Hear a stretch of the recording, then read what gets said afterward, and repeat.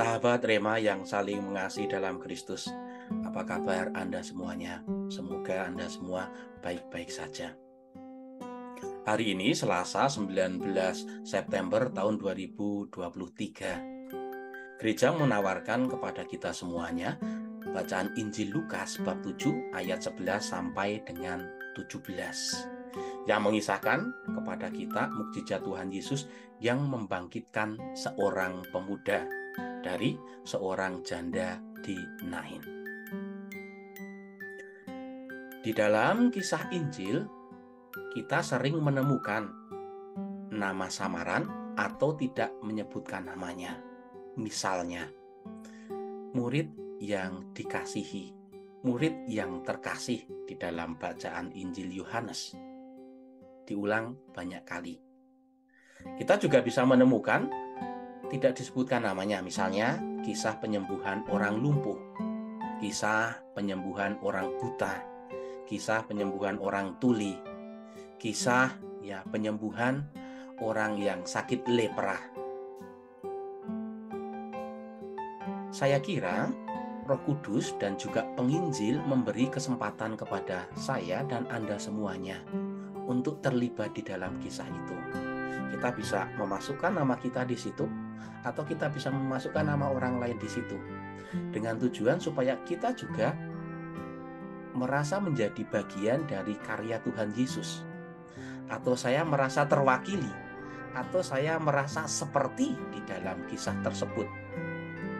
Dan tujuan akhirnya adalah supaya kita, saya dan Anda semuanya juga ikut berproses di dalam karya tersebut, ikut dalam berproses dalam pengampunan, ikut dalam berproses dalam penyembuhan, ikut dalam berproses dalam pembebasan, dan banyak hal lagi.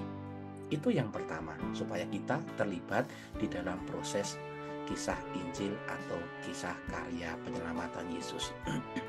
Yang kedua, kisah penyembuhan yang dilakukan kepada seorang pemuda di Nain menunjukkan kepada kita semuanya bahwa kasih Tuhan Yesus atau cinta Tuhan Yesus adalah kasih yang afektif tapi juga efektif.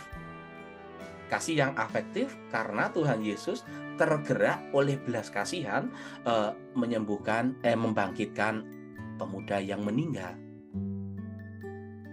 Di sisi lain, Tuhan Yesus kasihnya juga efektif. Karena apa?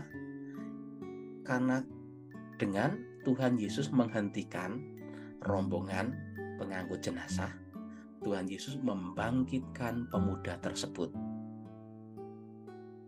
Efektif kan? Ya. Menjadi nyata antara kata-kata dan perbuatan. Di dalam hidup kita kerap kali yang paling sering kasih kita itu afektif.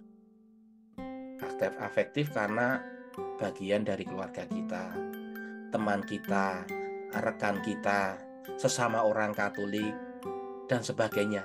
Karena afektif karena kedekatan emosional atau karena ketergerakan emosional. Tetapi jangan lupa Tuhan Yesus juga memberikan kesempatan kita untuk terlibat kasih yang efektif. Supaya kasih kita itu juga kasih yang menguatkan, kasih kita itu juga yang mengampuni, kasih kita yang menyembuhkan, kasih kita itu juga yang memberikan harapan, kasih kita itu yang juga menyatukan. Semoga kekuatan Roh Kudus membantu kita untuk hidup di dalam kasih yang afektif dan juga efektif.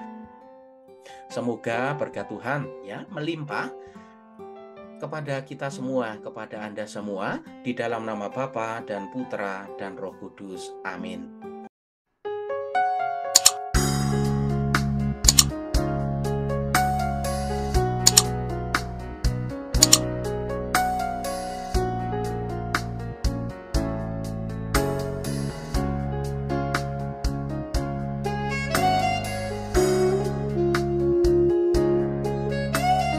Sahabat Rema, sampai jumpa dalam program berikutnya.